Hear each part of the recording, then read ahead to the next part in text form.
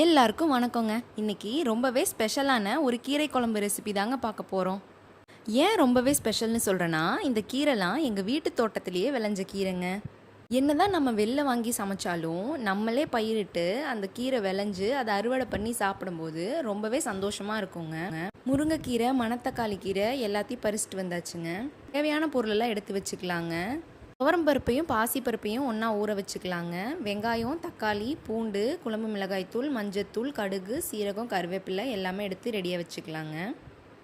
குக்கரை அடுப்பில் வச்சுட்டு தேவையான அளவு எண்ணெய் விட்டு கடுகு, சீரகம்லாம் போட்டுக்கலாங்க.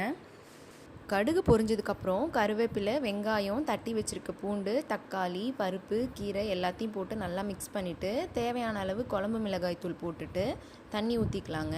எல்லாத்தையும் போட்டு ஒரு தடவை மிக்ஸ் பண்ணிவிட்டு தேவையான அளவு உப்பு ஆட் பண்ணிவிட்டு குக்கரை மூடி ஒரு 4-5 விசில் விட்டு எடுத்துக்கலாங்க. அவ்வளோதாங்க, கீரை குழம்பு ரெடிங்க. இதை கீரை கூட்டு, கீரை கடைசல்னு கூட சொல்லுவாங்க. உங்கள் வீட்டில் எப்படி சொல்லுவீங்கன்னு மறக்காமல் கமெண்ட் பண்ணுங்கள். அதோட நம்ம சேனலை மறக்காமல் சப்ஸ்கிரைப் பண்ணிக்கோங்க. தேங்க்ஸ் ஃபார் வாட்சிங்.